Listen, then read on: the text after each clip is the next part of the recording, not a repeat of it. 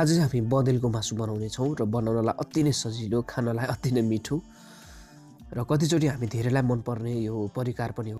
यदि मन पर्यो भने भिडियोलाई लाइक शेयर च्यानललाई सब्स्क्राइब गर्नलाई पक्कै पनि नभुल्नुहोला। र जसको लागि बनाउनको लागि मैले एउटा भाँडामा पानीसँगै बँदेलको मासु अनि अलिकति यो दालचिनीलाई राखिदिएको छु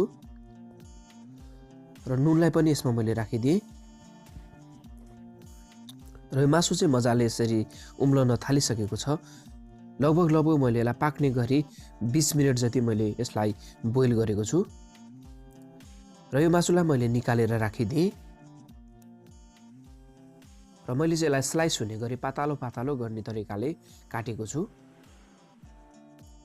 र एउटा भाँडामा मैले अब तेल राखेँ। अब यो मासु बनाउनु पर्छ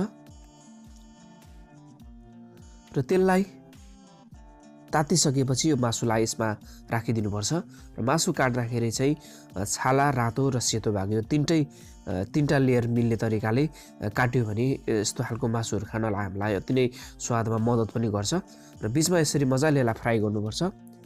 यो मासु चाहिँ मजाले रातो रातो होस् यस्तो हुने तरिकाले फ्राई गरिसकेपछि हामीले अदुवा लसुनको जुन खलमा कुटेर राखेको थिएँ त्यसलाई पनि हामी राख्नुपर्छ र सबैलाई यसरी चलाइदिउँ पनि। आजको रेसिपी तपाईहरुलाई मन पर्यो भने कमेन्ट गर्नलाई नभुल्नुहोला। त्यसपछि मैले यसमा प्याज पनि राखिदिएँ र यो प्याज राखिसकेपछि यसलाई पनि चलाइदिनु पर्छ र सबैतिर यो मासुसँगै प्याजलाई मिक्स गरौँ र अलिकति बेसारलाई राखौँ। मैले धेरै यसलाईमा बेसारलाई प्रयोग गरेको छैन र सबैलाई यसरी चलाइदिनु पनि पर्छ। र अब चाहिँ हामी यसमा टमाटरलाई राखिदिनेछौँ। हुन त कतिचोटि यो मासु बनाउँदाखेरिमा अलिकति स्मेल आउँछ भन्ने कुराहरू सुनेको छु, तर यसलाई एकदमै कम गर्न सकिन्छ। र मैले यसमा जिरा र धनियाको धुलोलाई मैले राखेँ, तर मैले खलमा कुटेको थिएँ जसको कारणले गर्दा अलिकति मोटो मोटो भएको छ, तर यस्तै स्वादमा अति नै मिठो बन्छ। र खुर्सानीको धुलोलाई पनि हामी यसमा राखिदिउँ र स्वाद अनुसारको पक्कै पनि हामीलाई नुन पनि चाहियो र सबै सामग्रीहरूलाई यसरी राखिसकेपछि यसलाई मजाले चलाइदिनुपर्छ।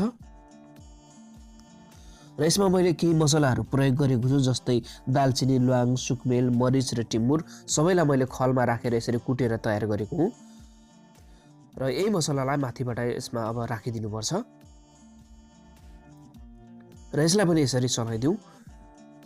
अब चाहिँ कागतीको रसलाई निचोरेर मजाले यसमा राखिदिनुपर्छ र यसरी गर्दाखेरि अति नै स्वादिलो बन्नलाई मद्दत गर्छ र यो मासुको गन्ध आउने कुराहरू पनि यो हटेर जान्छ।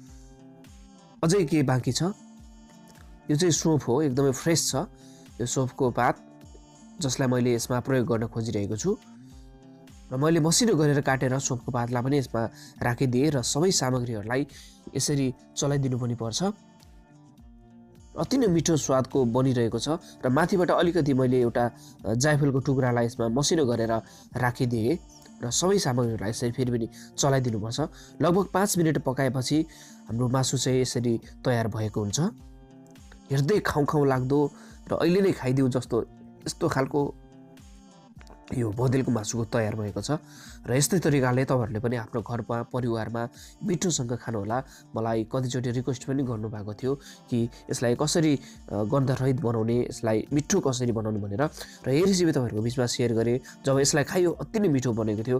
मन पर्यो भने पक्कै पनि भिडियोलाई लाइक शेयर च्यानललाई सब्स्क्राइब गर्नुभएको छैन भने सब्स्क्राइब पनि गरिदिनुहोस्। यस्तै रेसिपी फेरि लिएर आउनेछु। तबसम्मको लागि नमस्ते।